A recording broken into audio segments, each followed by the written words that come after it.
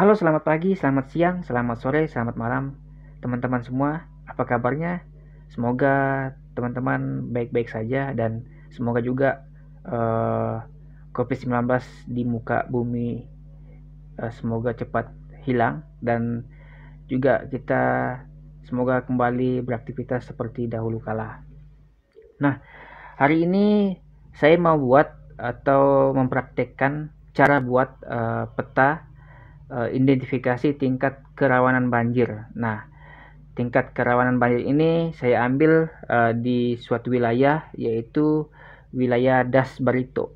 Nah, Das Barito ini berada di Kalimantan Selatan dan Kalimantan Tengah. Nah, teman-teman bisa lihat di layar ini ada beberapa parameter atau metadata yang saya gunakan untuk melakukan identifikasi tingkat kerawanan banjir. Nah, data-data ini teman-teman bisa ambil di beberapa instansi dan juga di web GIS mereka gitu. Sekarang data-data sekarang itu sudah berbasis web, jadi gampang untuk ditemukan atau dicari gitu. Banyak di dunia Google. Nah, untuk peta kemiringan lereng atau topografi ini teman-teman bisa mengambil datanya itu di BIG Badan Informasi Geospasial dan teman-teman bisa olah data DEM menjadi peta atau data kemiringan lereng dan topografi. Nah, sedangkan tekstur tanah itu teman-teman bisa ambil di instansi terkait karena untuk di situs pertanian web GIS pertanian kayaknya sudah nggak ada sih untuk mau mendapatkan data tekstur tanah atau jenis tanah gitu. Jadi saran saya langsung ke instansi terkait gitu teman-teman. Nah, terus itu teman-teman untuk data tutupan lahannya, ini saya punya data tutupan lahan tahun 2019. Saya ambilnya di situs WebGIS KLHK. Teman-teman bisa akses ke sana secara gratis dan teman-teman bisa mendownloadnya gitu.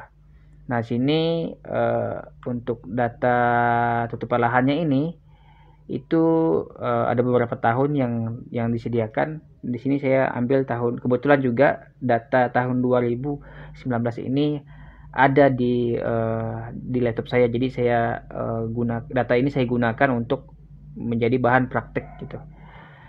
Nah, di sini juga ada saya gunakan data curah hujan. Nah, data curah hujan ini teman-teman bisa ambil di BMKG online atau instansi yang menyediakan data-data curah hujan gitu. Seperti biasanya instansi BPS itu mereka menyediakan data curah hujan juga gitu. Dan teman-teman di sini juga data curah hujannya ini, tunggu saya lihat dulu. Data curah hujan ini, oke, data curah hujan ini pola spasialnya saya utamakan dalam bentuk wilayah das beritonya gitu. Karena saya ambil rata-ratanya dari 5 tahun terakhir itu ada 1870,1 mm per 5 tahun gitu. Jadi ini rata-ratanya. Nah, jadi untuk data dasnya ini bisa teman-teman bisa ambil di web GIS-nya BNPB. Itu ada juga di dasnya di web GIS-nya KLHK itu juga menyediakan data das se-Indonesia gitu. Batimetri itu bisa diolah bisa ambil di Badan Informasi Geospasial. Nah, tinggal kitanya aja yang bagaimana caranya kreatif untuk bisa membuat data spasialnya ini dengan data spasial mentah gitu. Seperti data DEM ini kan kemiringan lereng ini kan dihasilkan dari data raster, yaitu data DEM resolusi 30 meter dari Badan Informasi Geospasial. Oke. Nah, untuk datanya, data atributnya saya sudah isi. Nah, untuk melakukan identifikasi tingkat kerawanan banjir di suatu wilayah daerah sungai, itu kita perlu artikel atau jurnal penelitian ilmiah yang sudah diuji atau yang sudah dipresentasikan di berbagai penguji, atau sudah jurnalnya itu atau artikelnya itu sudah terangkat di internasional gitu. Nah, di sini saya punya jurnal. Nah, ini jurnal yang saya gunakan yaitu dari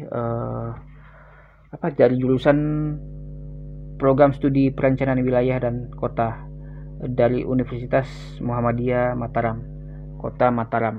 Nah, ini adalah yang menulisnya itu adalah Ardi dan kawan-kawannya. Dan ini sudah diterima tanggal 5 bulan 2 tahun 2019, disetujui tanggal 6 bulan 3 2019.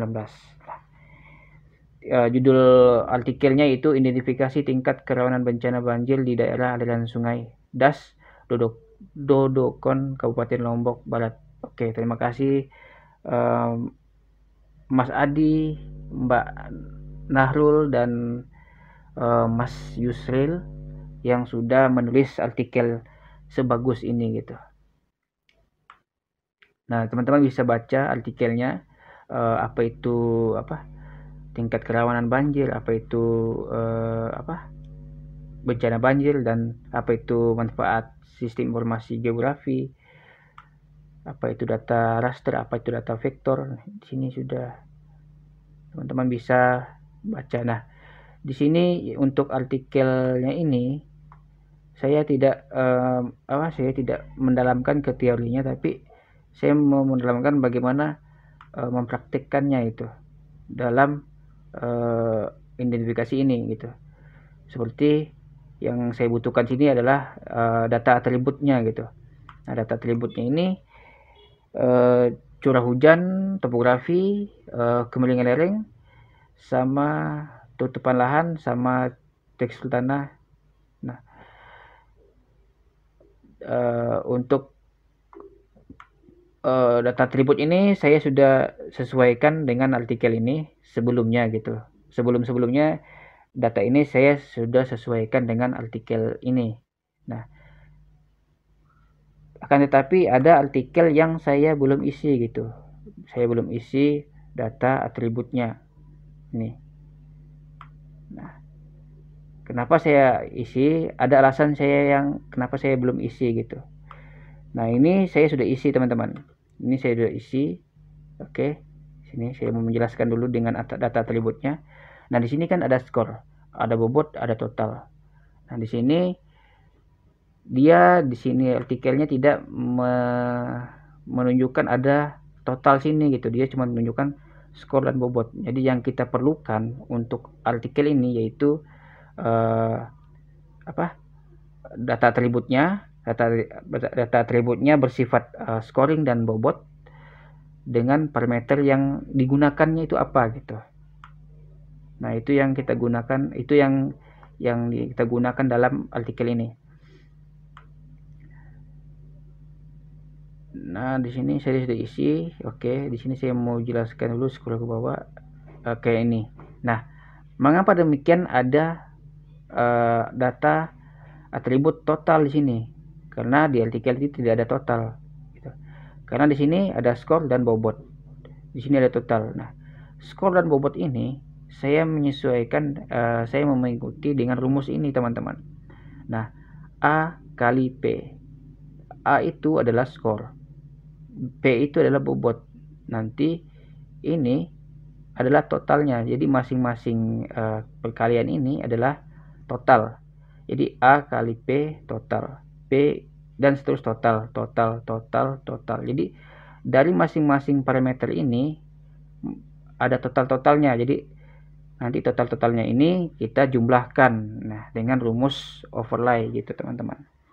Rumus overlay itu adalah penjumlahan teman-teman ini. Nah, jadi makanya dari itu kenapa demikian di sini ada total. Jadi di sini skor kali bobot. Hasilnya ini. Gitu. Jadi di sini ada rumus perkalian nih. A kali P, B kali K, C kali LU, D kali SJ dan seterusnya. Maka dari itu di sini ada total. Begitu teman-teman untuk mengenai data atribut, mengapa ada total di sini gitu. Nah, terus itu ini enggak teks karena saya sudah isi, sudah saya sesuaikan dengan jurnal-jurnal yang tadi yang kita dapat. Ini topografi juga. Nah, sebelum kita lanjut teman-teman, sebelum kita lanjut ke pengisian atribut tutupan lahannya, saya mau menjelaskan bahwa jurnal ini kan saya gunakan cuma satu nih. Nah, ketika teman-teman mau melakukan identifikasi tingkat kerawanan banjir untuk untuk tulisannya teman-teman atau untuk penelitiannya teman-teman, saya harapkan teman-teman mencari jurnal atau membaca jurnal atau artikel yang berkaitan dengan judul ini, itu mencari sebanyak-banyak mungkin gitu. Karena teman-teman sebanyak-banyak mungkin teman-teman mencari artikel yang berkaitan dengan judul ini, banyak ilmu-ilmu yang kita dapat gitu. Nah, ini saya memberikan contoh saja, satu artikel saya saya gunakan untuk identifikasi ini. Nah, tapi kalau untuk teman-teman yang mau melakukan penelitian, saya harapkan teman-teman bisa mencari artikel sebanyak-banyak mungkin dan bisa menyesuaikan dengan artikel. Jadi gini teman-teman, kalau teman-teman mendapatkan 10 artikel, dari 10 artikel itu teman-teman evaluasi gitu, yang mana artikel yang kita gunakan untuk identifikasi gitu. Begitu teman-teman. Makanya saya harapkan mencari artikelnya sebanyak-banyak mungkin. Jadi ini saya gunakan cuma satu artikel teman-teman. Jadi dalam parameter ini juga satu artikel. Jadi ini dalam identifikasi ini cuman mengikuti parameter yang ada satu jurnal ini gitu. Saya gunakan di sini yang artikel yang di artikelnya ini kan menggunakan parameternya itu ada, tunggu cari dulu, 1, 2, 3, 4, 5. Nah, parameter dalam jurnal ini itu ada 5 yang digunakan untuk identifikasi. Jadi ini sudah sangat cukup untuk melakukan identifikasi. Jadi kalau teman-teman ingin menambahkan parameternya, mau menambahkan itu 2, geologinya kah atau apanya kah, itu bisa teman-teman, asal teman-teman bisa mendapatkan artikel dan jurnal yang sama gitu. Karena setiap artikel atau tulisan karya ilmiah itu pasti berbeda, walaupun nanti walaupun tujuan untuk judulnya itu sama gitu, pasti akan berbeda-beda yang digunakan. Untuk ada yang 3 parameter yang digunakan, ada yang 10 parameter yang digunakan, ada yang 5, ada yang 4, ada yang banyak-banyak lah kalau teman-teman rajin-rajin membaca artikelnya gitu. Nah, sekarang kita langsung isi ke tutupan lahannya nih. Oke. Untuk tutupan lahannya itu kita buat dulu data atributnya ini. Kita tulis di sini skor. Oke. Kita langsung oke. Terus itu ini juga langsung tulis sini bobot. bobot. Oke. Terus itu ini kita kasih apa? Total. Oke, teman-teman. Nah. Oke. Nah, ini sini kita pertama badan air. Ada nggak di artikel ini gitu? Ada nggak badan air di artikel ini? Untuk tutupannya. Badan air.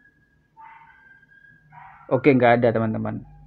Kalau nggak ada, kita kasih 0. Bandara atau pelabuhan. Nggak ada juga. Oke. Kita kasih 0. Belukar.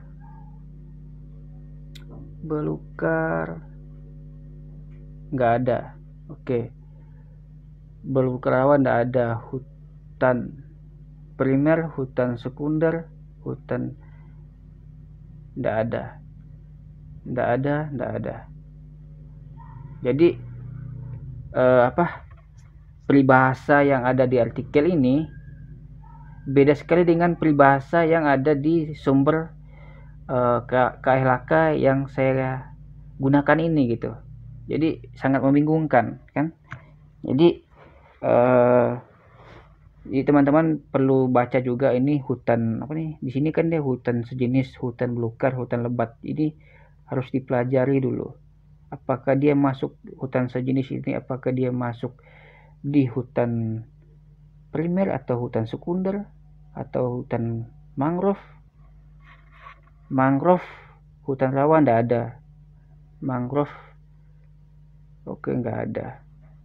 Kita kasih 0, teman-teman. Pemukiman, kalau pemukiman pasti ada. Pemukiman oke, pemukiman itu dia ada di 80. Oke, kita kasih 80, teman-teman. Ini kita kasih skornya 80.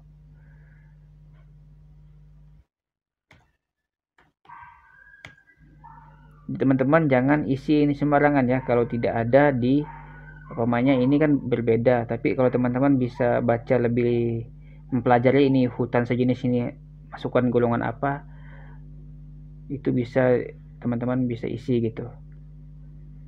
Oke, perkebunan itu dia masuk perkebunan itu dia 40. Oke, perkebunan itu 40 skornya. Oke, 40. Pertambangan enggak ada tadi. Pertanian lahan kering. Pertanian enggak ada. Perkebunan ada. Sawah ada. Sawah itu 100. Oke, tinggi sekali ya. Sawah itu 100.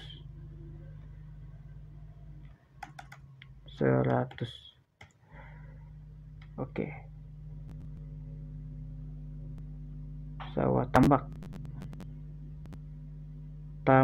nggak ada. Industri. Tanah terbuka. Oke, tanah terbuka. Tanah berbatu.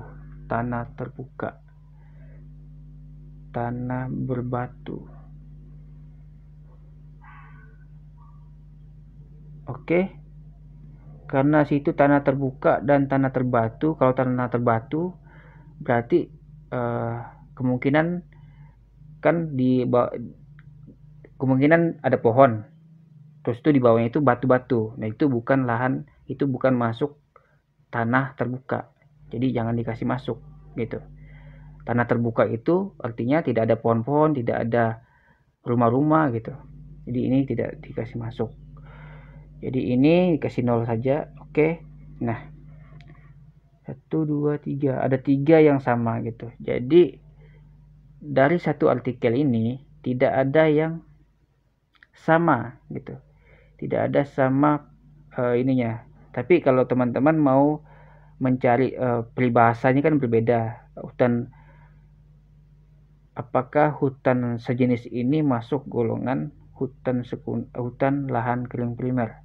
Nanti teman-teman teman-teman cari, nanti komentar di kolom komentar. Nanti saya ketika teman-teman sudah mencarinya, bisa komen-komen di dalam atau masukan-masukan yang ada di komentar. Oke, ini sudah. Oke, nggak apa-apa teman-teman. Ini karena kita menggunakan satu artikel, tidak ada kesamaan penamaan gitu. Jadi kita kasih skornya itu 0, nggak usah dikasih masuk gitu. Jadi bobotnya itu ada 10. Oke, bobotnya itu kita tulis 10. Ini kita kasih 10. Oke, ini kita kalikan gitu. Ini sudah kita kalikan antara skor dikali bobot. Oke. Nah, sudah dapat teman-teman. Ini sudah dapat. Ini enggak apa-apa kalau ini 00, enggak apa-apa. Karena tidak ada juga di artikel sini gitu. Walaupun nanti ini umpamanya hutan sejenis ini sama dengan masukkan golongan hutan hutan lahan kering sini, itu teman-teman bisa kasih masuk kalau teman menemukan ini bahasanya yang baik gitu. Oke, ini kita selesai untuk masalah penggunaan lahan. Nah, itu adalah mengapa demikian tadi saya kenapa saya ada isi, karena pasti teman-teman pasti bingung kan pas teman-teman nanti menemukan seperti ini. Nah, kalau teman-teman menemukan seperti ini tidak ada penyamaan nama atau teman-teman bisa mempelajari pendalami, itu teman-teman kasih 0 aja gitu kalau tidak ada di sini di artikelnya gitu, teman-teman kasih 0. Tapi makanya saya bilang tadi dari awal dari tadi pas saya sebelum mau mengisi mengisi atribut ini, teman-teman diharuskan banyak-banyak baca artikel dan banyak-banyak menemukan artikel untuk identifikasi tingkat kerawanan banjir gitu untuk penelitiannya teman-teman gitu. Oke, tugas ini sudah selesai. Ini kita skip dulu. Oke, sekarang kita langsung melakukan overlay, metode overlay. Nah, metode overlay ini sering saya gunakan untuk untuk berbagai analisis lah gitu. Karena metode yang jurnal artikel ini ya metode artikelnya ya metode overlay juga gitu. Ini tumpang tindih gitu. Hasilnya ya seperti itu. Oke, kita langsung overlay. Overlaynya seperti ini. Geofreshing. Klik yang tools ini. Terus itu ini teman-teman blok. Ini blok 1 2 3 4 5. Oke. Ketika blok seperti ini langsung tarik seperti ini.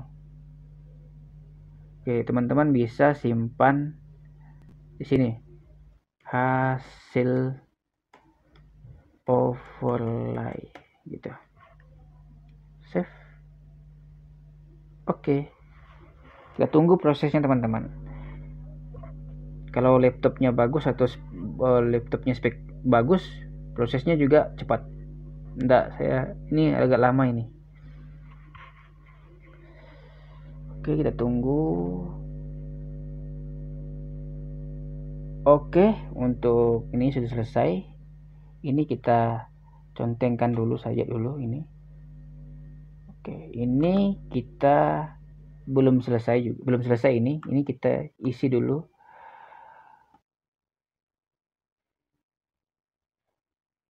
Ini kita isi dulu atributnya. Ini kita kasih jumlah tipenya tetap kita langsung oke. Setelah jumlah seperti ini kita klik kanan, terus itu teman-teman pilih fit kalkulator. Nah, kita lihat rumusnya, mana rumusnya itu. Nah, Ini rumusnya teman-teman, formulanya ini. Mana tadi? Oke. Nah, total tambah total tambah total tambah total. 1 2 3 4, tambah satu lagi.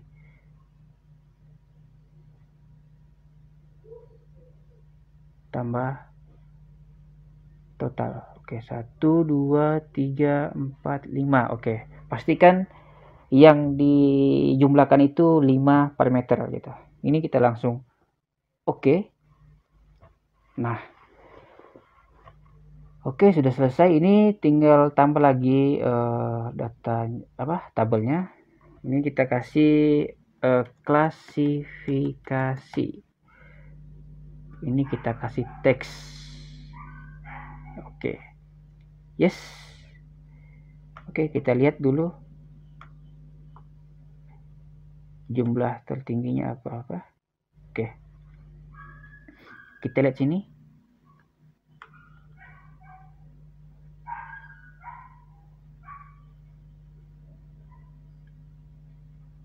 Oke, ini rumus atau nilai intervalnya, atau ini kelas interval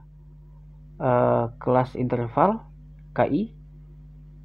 Situ data tertinggi, data terendah, jumlah kelas yang diinginkan gitu. Nah, di sini di jurnalnya ini dia menggunakan kelas yang diinginkan itu ada 3 kelas. Kita juga menggunakan 3 kelas gitu.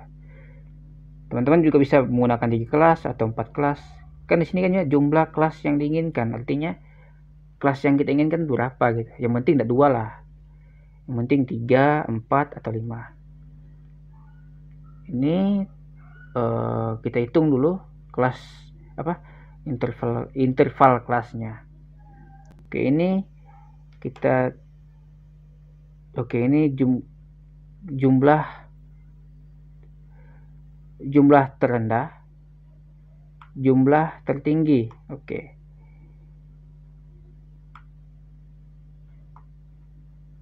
Kita lihat rumusnya. Kita hitung ya teman-teman.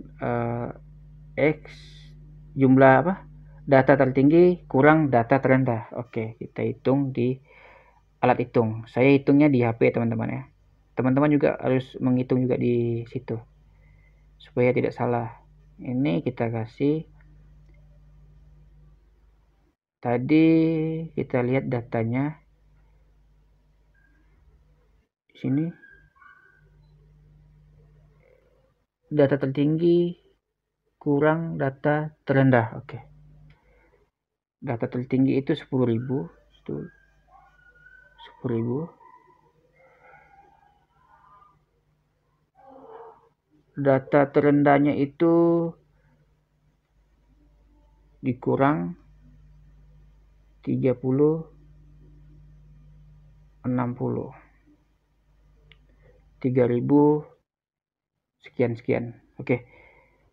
Hasilnya itu 6.940. Ada nggak? 6.940. Oh enggak, ini hasil dari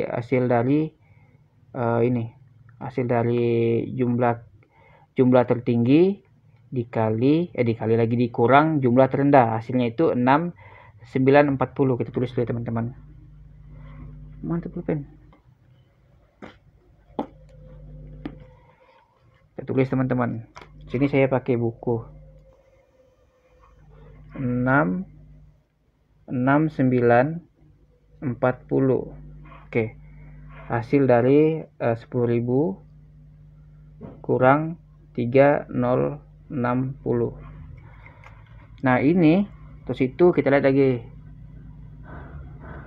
lagi. Nah, dari hasil ini itu kan hasilnya kan 6.940 dibagi kelas yang kita inginkan. Nah, kelas kita inginkan berapa?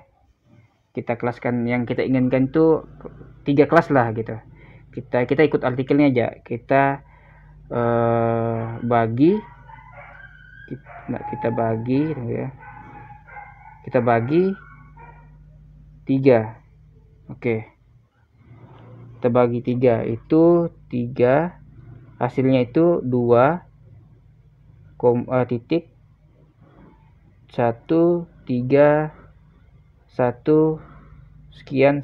Jadi yang kita ambil itu adalah 2.133 2133.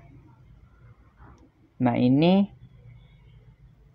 jarak intervalnya. Jadi jarak intervalnya itu adalah 2133 gitu teman-teman. Nah, terus itu kita ke aplikasinya, kita dari atas teman-teman, dari atas di sini. Jadi 300 3060 itu dikurang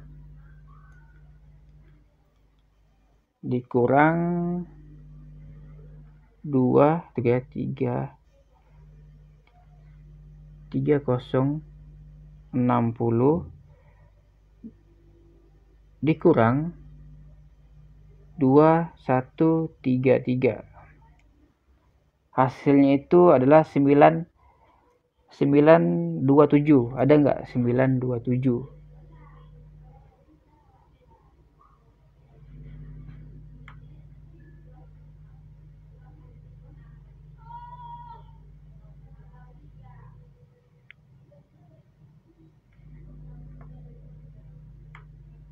Oh, bukan dikurang, ditambah. Misalnya ini ditambah. Kalau dia dari sini, kalau dari bawah itu dikurang, kalau dari atas itu ditambah. Coba 3060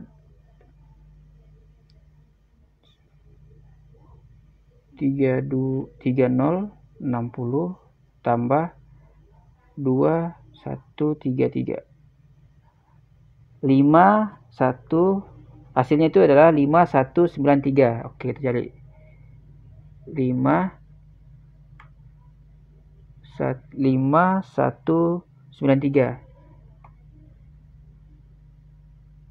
Karena 5193 tidak ada, yang ada itu 50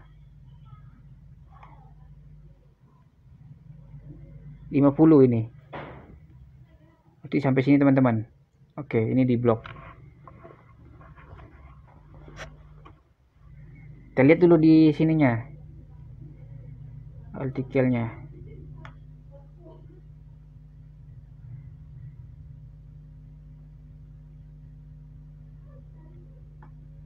Oke, semakin rendah, dari rendah ke atas itu ini, berarti itu rendah. Ini kita kasih rendah, ini kita tulis rendah,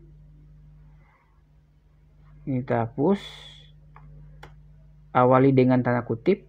Di sini tidak rawan ya, tidak rawan. Oke.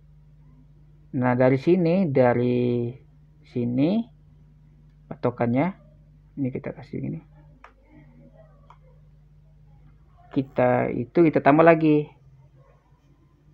Itu 5250 ditambah 2133. Oke. Hasilnya itu 7383. 7383. 73, karena 7383 itu tidak ada, yang ada itu 7310. Berarti ini dia, ini yang mewakili saja, yang ini Karena tidak ada 7, kan sini kan 7 3 8 3, di situ 7 3 10, tidak ada 7 3 7 3, nggak ada. Kalau dia di bawah ini kan di atasnya juga, di atas dari 8 3. Jadi ini kita ambil dari sini. Ini kita kasih tulis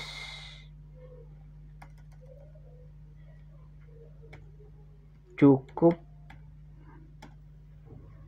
kalau artikelnya apa, sedang. Ini kita cukup rawan, cukup rawan. Nah, sisanya ini teman-teman, sisanya ini sangat rawan gitu. Oke, ini kita tulis sangat rawan. Sisanya ini bisa sampai 4 loh, tadi banyak sekali nih, tapi dikasih 3, sangat rawan. Sisanya itu sangat rawan. Oke.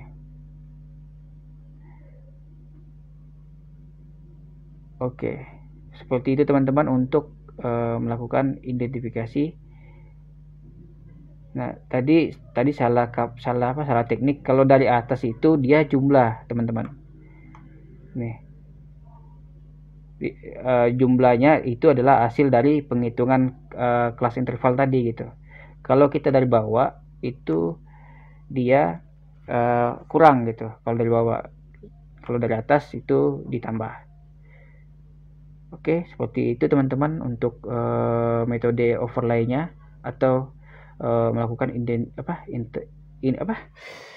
identifikasi tingkat kerawanan bencana banjir di Das Barito. Nah, bagaimana cara mewarnakannya gitu? Ini kita kasih warna. Ini kita kasih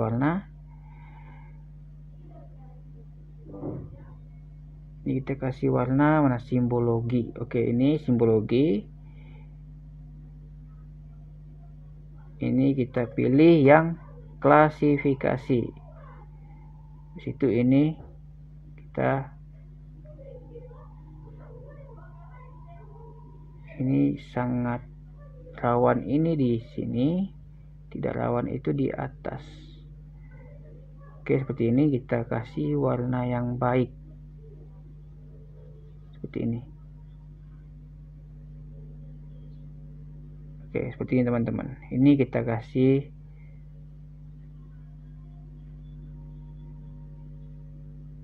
menyesuaikan warnanya aja. Ini kuning juga dikasih menyesuaikan warnanya. Ini juga dikasih menyesuaikan warnanya. Oke, kita langsung oke.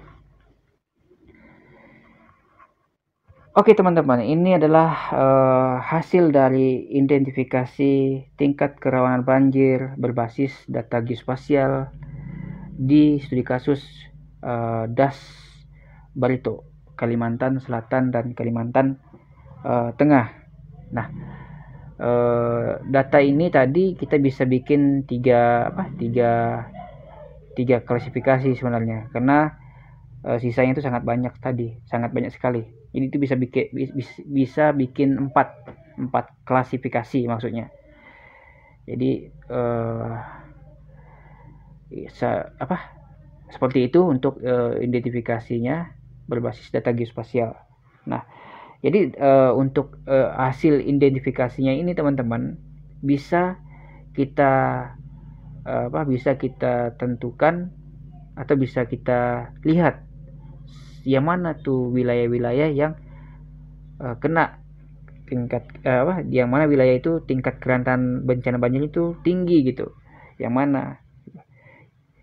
Oh, bagian sini nih tinggi ya. Karena apa? Karena kita lihat tutupan lahannya seperti apa, kita lihat kemiringan lerengnya seperti apa, kita lihat tekstur tanahnya seperti apa, kita lihat curah hujannya seperti apa gitu. Karena di tahun 2000 kalau nggak salah, berita-berita baru-baru ini Das Barito kena bencana lagi gitu, bencana banjir lagi gitu. Nah, ini teman-teman bisa lihat bisa melihatnya secara geospasial seperti ini, dan bisa ditumpang tindih untuk batas wilayah desa-desa mana yang masuk golongan kena terdampak banjir yang ada di Das Barito ini. Nah, untuk di sini sudah, ini kita kasih zoom ya, begini teman-teman, zoom to layar. Nah, ini adalah peta Das se-Indonesia teman-teman. Nah, ini Das Barito tuh ini.